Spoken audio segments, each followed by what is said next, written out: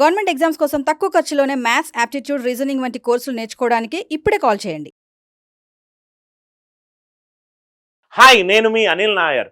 మనము చాలా వీడియోలు సీసాట్ ఎగ్జామ్ మీద చాలా వీడియోలు మీరు చూసుంటారు. చాలా వీడియోస్ నేను డెవలప్ కూడా చేశాను. ఈ వీడియో చూస్తున్న ఎవరైతే సీసాట్ సివిల్ సర్వీసెస్కి ప్రిపేర్ అవుతూ జనరల్ స్టడీస్ ప్రిలిమ్స్ పేపర్ 2 సీసాట్కి సంబంధించి ఇన్ఫర్మేషన్ చూస్తున్నారో వాళ్ళ కోసము ఈ ప్రత్యేకమైన వీడియో సార్. మీ అందరికీ తెలుసు, నేను ఆల్రెడీ కొన్ని వీడియోస్ రిలీజ్ చేశాను. దయచేసి ఆ వీడియోస్ మీరు చూడకపోతే డిస్క్రిప్షన్లోనూ అండ్ మీకు పిన్డ్ కామెంట్లోనూ నేను సీసాట్ సపరేట్ ప్లేలిస్ట్ ఒకటి పెట్టాను. ఆ ప్లేలిస్ట్ క్లిక్ చేస్తే మీకు సీసాట్ ఎగ్జామ్ అంటే ఏంటి, సీసాట్ ఎగ్జామ్ ప్యాటర్న్ ఎలా ఉంటుంది, సీసాట్లో సిలబస్ ఏంటి, సీసాట్లో ఇంపార్టెంట్ టాపిక్స్ ఏంటి, ఆ టాపిక్ వైజ్ ట్రెండ్స్ ఏంటి, టాపిక్ 80 క్వశ్చన్లలో ఎన్నెన్ని క్వశ్చన్లు మ్యాథ్స్ నుంచి వస్తాయి, రీజనింగ్ నుంచి వస్తాయి, ఇంగ్లీష్ నుంచి వస్తాయి, ఏ టాపిక్ నుంచి క్వశ్చన్లు వస్తున్నాయి, ఏ టాపిక్ నుంచి over a period of 10 years minimum 1 question వచ్చింది, ఏ టాపిక్ల మీద మనం కాన్సన్ట్రేషన్ చూపెట్టాలి, ఏ టాపిక్లను మనము ప్రాబబ్లీ కొంచెము లేట్గా అయినా చదవచ్చు అని చాలా స్ట్రాటజీ వీడియోలు చేశాను. ఈ వీడియోలో ఏంటంటే మీరు 80 రోజుల ప్రిపరేషన్ స్ట్రాటజీ ఎలా ఉండాలి. మే 25వ తారీఖు మనకు ఎగ్జామ్ ఉందని చెప్పి అనౌన్స్మెంట్ వచ్చింది. ఈ ఎగ్జామ్ వరకు మనము ఏం చేయాలి? నేను ఇప్పటి వరకు సీసాట్కి ప్రిపేర్ అవ్వలేదు సార్. ఫీజు కట్టాను, క్లాసెస్ రెగ్యులర్గా అటెండ్ అవ్వలేదు. నాకు సీసాట్ ఈ మధ్య నేను ఒక సీసాట్ మాక్ పేపర్ రాశాను, నాకు తక్కువ మార్కులు వచ్చాయి అని చాలా మందికి వాళ్ళ మైండ్లో ఉన్న కొన్ని భయాలు. జనరల్గా ఒక student behaviour 2-3 months before exam ఒక సెన్స్ ఆఫ్ ఫియర్ కావచ్చు, ఒక సెన్స్ ఆఫ్ డిస్కంఫర్ట్ కావచ్చు, ఒక sense of if and then questions కావచ్చు. మీ మైండ్ సెట్ పలు రకాలుగా ఉంటుంది సార్. నేను చాలా క్లారిటీగా మీరు ఇలా చేస్తే కరెక్ట్ అవుట్కమ్ వస్తుంది అని ఒక 20 సంవత్సరాల అనుభవంతో చెప్పే ప్రయత్నం నేను చేస్తాను. నా ఫస్ట్ థింగ్ ఏంటంటే స్టెప్ బై స్టెప్ చెప్తాను, చాలా నీట్గా వినండి. ఎలా ప్రిపేర్ అవ్వాలి? 80 days ప్రిపరేషన్ స్ట్రాటజీ ఎలా మీకు సైంటిఫిక్గా ఒక లెవెల్ నుంచి ఇంకో లెవెల్కి వెళ్ళడానికి ఏమేం చెయ్యాలి మీరు. ఫస్ట్ థింగ్, సీసాట్ అనేది క్వాలిఫైయింగ్ మార్క్స్, అది మీకు తెలుసు. అంటే 200 మార్కులలో 1/3 నెగటివ్ అంటే 66 మార్కులు అండ్ గ్రేటర్ దాన్ వస్తే మీరు general studies prelims paper 2 qualify అవుతారు. Very very important. ఈ పేపర్ ముందులాగా 66 మార్కులే అని చెప్పి అంత అండర్ ఎస్టిమేట్ చేసి ఈజీగా క్లియర్ చేస్తాను అని అనుకున్న ఓవర్ కాన్ఫిడెంట్ ఉన్న చాలా మంది ఫంబుల్ అయిన పేపర్ కూడా. దయచేసి ఇది ఒక ఆఫ్ఘనిస్తాన్ క్రికెట్ టీం లాంటిది సార్. అండర్ ఎస్టిమేట్ చేయకండి. మీకు మంచి టఫ్ ఫైట్ ఇచ్చే అవకాశం కూడా ఉంది. ఈ 2011లో దీన్ని ఇంట్రడ్యూస్ చేశారు. Over a period of time 11 నుంచి 14 వరకు general studies prelims paper 1 paper 2 combine చేసి మినిమం కట్ ఆఫ్ నుంచి క్వాలిఫై చేసేవాళ్ళు. 15లో రూల్ మారింది, సీసాట్ని క్వాలిఫైయింగ్ మార్క్స్ చేశారు. ఫస్ట్ థింగ్ మీరు ఏం చెయ్యాలి అని అంటే సీ వేర్ యూ స్టాండ్. అసలు మీరు ఈ సీసాట్ ఎగ్జామినేషన్లో ఏ పొజిషన్లో ఉన్నారు అని తెలుసుకోండి. తెలుసుకోవాలంటే ఏం చెయ్యాలి sir? Last 2 to 3 years paper 2 CSAT పీవైక్యూని అటెంప్ట్ చెయ్యండి. ఎస్పెషల్లీ 2 years ముందు వచ్చిన పేపర్ కొంచెం డిఫికల్ట్ పేపర్. అంత డిఫికల్టీ మీకు సీసాట్లో అడగరు. ఎస్పెషల్లీ 2023లో మీకు వచ్చిన పేపర్ చాలా డిఫికల్ట్ పేపర్. మీరు 24 తీసుకోండి, 22 తీసుకోండి, 21 తీసుకోండి, 23 తీసుకుంటే మీరు డెఫినెట్గా భయపడతారు. అదొక ఎక్సెప్షన్ పేపర్ కాబట్టి దాన్ని పక్కన పెడుతున్నాను. 22, 24 అండ్ 21 ఈ 3 పేపర్లు తీసుకోండి. మినిమం 2 పేపర్లు ఆర్ మ్యాక్సిమం 3 పేపర్లు తీసుకోండి. ఆ సీసాట్ పేపర్ని అటెంప్ట్ చెయ్యండి. ఎంతసేపు టైమర్ పెట్టుకొని అటెంప్ట్ చేస్తారు? 2 గంటల టైమర్ పెట్టుకొని అటెంప్ట్ చేయండి. 2 గంటల టైమర్ పెట్టుకొని ఈ పేపర్ని అటెంప్ట్ చెయ్యండి. అటెంప్ట్ చేసిన తర్వాత హానెస్ట్గా అటెంప్ట్ చెయ్యండి. గంట నేను అటెంప్ట్ చేస్తా, దాని తర్వాత వాట్సాప్ నోటిఫికేషన్ వచ్చింది, ఇన్స్టాగ్రామ్ రీల్స్ చూడాలన్నది అని చెప్పి మిమ్మల్ని if nobody can change a person who wish to cheat himself. So కాబట్టి డోంట్ చీట్ యువర్ సెల్ఫ్. ఇది చాలా కొన్ని లక్షల మంది కలగంటున్న పొజిషన్ సార్. దయచేసి be honest with yourself. Paper attempt చేయండి. పేపర్ అటెంప్ట్ చేస్తే మీకు ఈ కంక్లూజన్స్ వస్తాయి. మీకు గనక 80 అండ్ దానికంటే ఎక్కువ మార్కులు వచ్చాయనుకోండి మీరు అటెంప్ట్ చేసిన పేపర్లో, మీరు మంచి ఛాన్స్ ఉంది. మీరు సీసాట్ అసలు మీరు ఎక్కువగా టెన్షన్ పడాల్సిన అవసరము లేదు. ఎక్కువగా టెన్షన్ పడాల్సిన అవసరం లేదు. డైలీ గంట గంటన్నర చదువుకుంటే చాలు. మిగతా టైంలో మీ జనరల్ స్టడీస్ మీరు ప్రిపేర్ కావచ్చు. మీకు కనుక లెస్ దాన్ 70 మార్కులు గనక ఆ పేపర్లో వచ్చినట్టయితే it's a matter of concern. అంటే దీనివల్ల మీరు క్వాలిఫై అవ్వకపోయే ఛాన్స్ ఎక్కువగా ఉంది. సో కాబట్టి దీనివల్ల మీరు ఇబ్బంది పడతారు. దీనికి మీకు ప్రాబబ్లీ మంచి కాన్ఫిడెంట్ మూడ్లో ఉన్నారు, ఇది డేంజర్ జోన్లో ఉన్నారు. ఫస్ట్ పేపర్ అటెంప్ట్ చేయండి. మీరు ఏ పొజిషన్లో ఉన్నారు తెలుసుకోండి. దాన్ని బట్టి స్ట్రాటజీ డెవలప్ చేయండి. I'm sure I'm logical, right. దాని తర్వాత పేపర్ అటెంప్ట్ చేశారు, మీకు లెస్ దాన్ 70 మార్కులు వచ్చాయి అని అనుకుందాం. లెస్ దాన్ 70 వచ్చాయి మొత్తము సీసాట్ పేపర్లో. సీసాట్లో ఎన్ని సెక్షన్స్ ఉన్నాయి? మ్యాథ్స్ ఉంది, రీజనింగ్ ఉంది, ఇంగ్లీష్ ఉంది.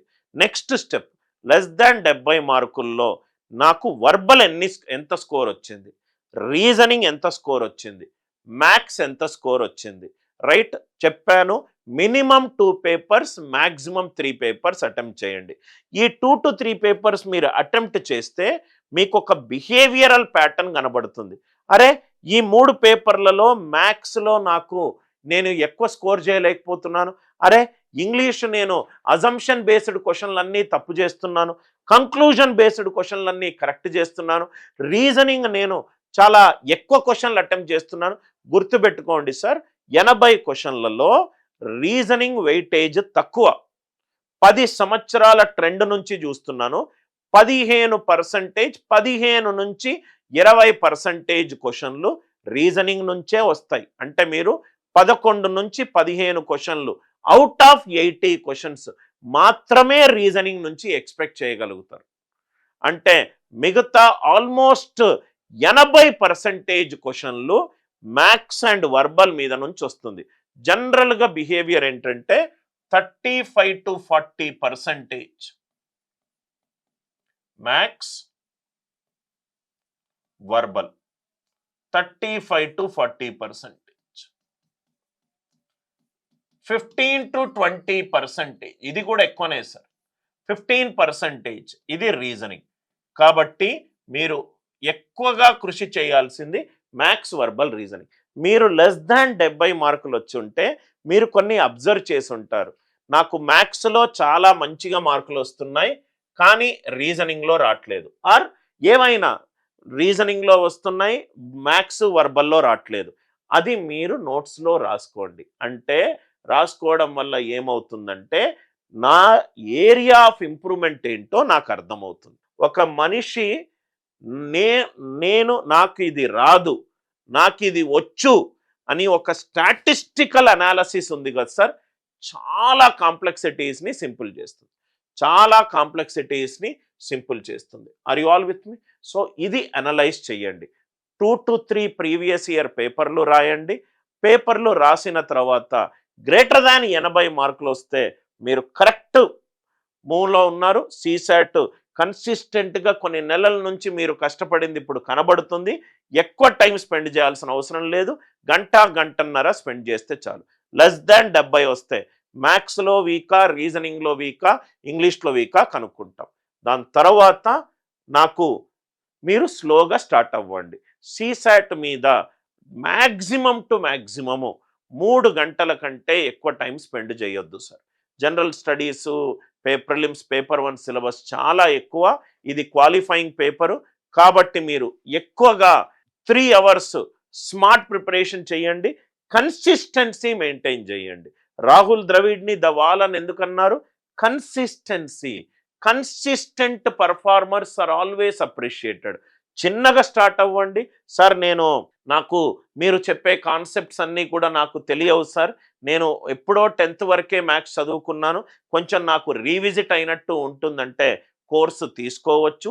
సార్ నేను సొంతంగా చదువుకుంటాను, మీరు సొంతంగా చదువుకుంటే 6 గంటలు పడితే అనుభవమైన టీచర్ చెప్తే అది అరగంటలో అర్థమైంది అనుకోండి, మీకు టైం సేవ్ అయినట్టే కదా సార్. సో కన్సిస్టెన్సీ అనేది మీకు చాలా ఇంపార్టెంట్ సార్. దయచేసి మీరు ఏ ఏరియాలో వీక్ ఉన్నారో దాని మీద టైం స్పెండ్ చేయండి. మినిమం 1.5 అవర్ నుంచి మ్యాక్సిమం 3 అవర్స్ సీసాట్ మీద మీరు కూర్చోవాలి సార్. సీసాట్ మీద ఇది క్వాలిఫైయింగ్ పేపర్. ఖచ్చితంగా మనము టార్గెట్ గ్రేటర్ దాన్ 66 మార్క్స్ పెట్టుకొని ముందుకెళ్ళాలి. Are you all with me? So ఇది ఖచ్చితంగా ప్రిపేర్ అవుతూ వెళ్ళండి.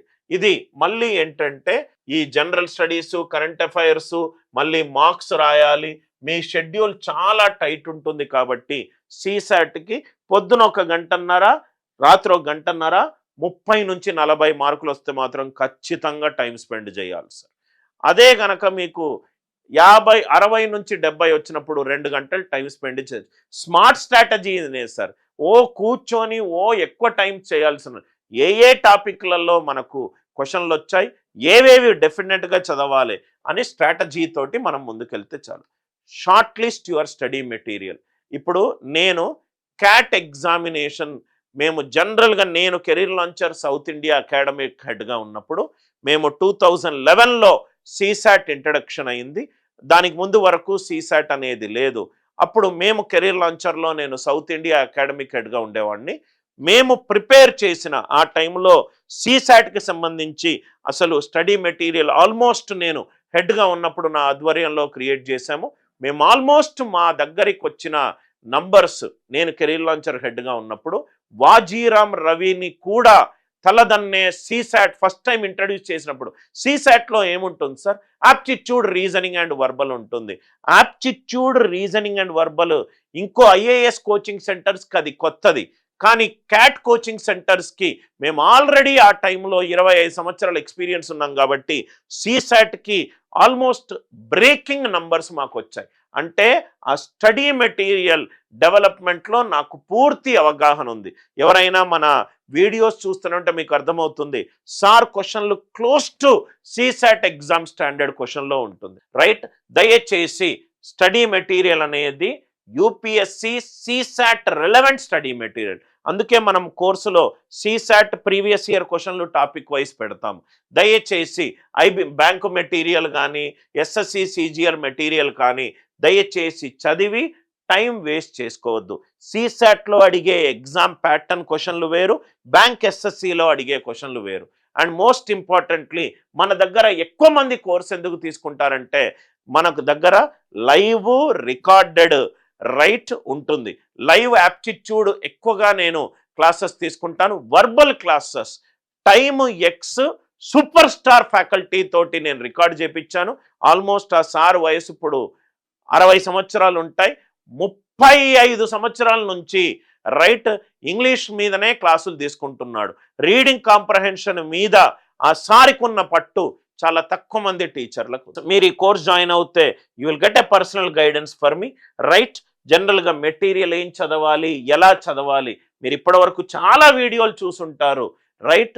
Purely absolutely a professional study plan అన్నీ కూడా నేను మీకు ఇన్పుట్స్ ఇస్తూ ఉంటాను. దీన్ని మాత్రం మీరు మర్చిపోవద్దు సార్. సెల్ఫ్ స్టడీనా, కోచింగా, మీరు గనక సొంతంగా చేసుకుంటే దాన్ని మించి లేదు. కానీ నేను సొంతంగా చేసుకుంటే నేను ఇప్పుడున్న నాకు టైం లిమిట్లో ప్రాబబ్లీ నా ఛాన్సెస్ కిల్ అవుతున్నాయి అనుకుంటే కోచింగ్కి వెళ్ళండి, లేకపోతే సెల్ఫ్ స్టడీకి వెళ్ళండి. మీరు సెల్ఫ్ డిసిప్లినా అనే క్వశ్చన్ మీరు వేసుకోండి. ఎస్, నేను ఒక షెడ్యూల్ వేసుకుంటాను, ఆ షెడ్యూల్ని నేను స్టిక్ అయి నేను చదువుకుంటాను. ఎస్, ఇది మస్ట్. నేను నా సొంతంగా రీసెర్చ్ చేసుకుంటాను, మెటీరియల్ గ్రాస్ప్ చేసుకుంటాను, సెల్ఫ్ స్టడీ బెస్ట్. నేనే ప్రీవియస్ ఇయర్ పేపర్ని అనలైజ్ చేసుకుంటాను, నేనే క్వశ్చన్కి బెస్ట్ అప్రోచ్ చేసి దాని మీద చేస్తాను. వీటన్నిటికీ ఆన్సర్లు ఎస్ అవుతే సెల్ఫ్ స్టడీ. ఎక్కడైతే మేబీ ఎస్ మేబీ నో ఉందో అక్కడ మీకు కోచింగ్ అవసరం. Are you all with me? Right. మీరు సొంతంగా కూర్చొని అరే జనరల్ స్టడీస్ చదవాలి, మార్కులు అటెంప్ట్ చేయాలి, కరెంట్ అఫైర్స్ చేయాలి, ఇవన్నీ ఫ్యాకల్టీ గనక మీ పనులను తను సంవత్సరాల నుంచి చేసి మీకు క్లియర్గా ఒక ప్లాటర్ మీద పెట్టిస్తూనే ఉంటే మీరు ఆ కోర్సు జాయిన్ అవ్వచ్చు. రైట్. మీరు ఏదైతే కావాలో, నేను ఇప్పుడు R&D మీద నాకు టైం లేదు సార్ అని అంటే కోచింగ్కి జాయిన్ అవ్వండి. నాకు వచ్చిన డౌట్స్కి నాకు ఫ్యాకల్టీ అప్రోచ్, అతని అనుభవపూర్వమైన మాటలు నాకు కావాలి అని అనుకుంటే కోచింగ్ అవసరము. రైట్. నాకు ఒక set of serious and sincere students తీసుకున్న కోర్స్ కావాలి సార్, నాకు ఆ కమ్యూనిటీ బేస్డ్ లెర్నింగ్ కావాలంటే మీరు కోర్స్ తీసుకోవచ్చు.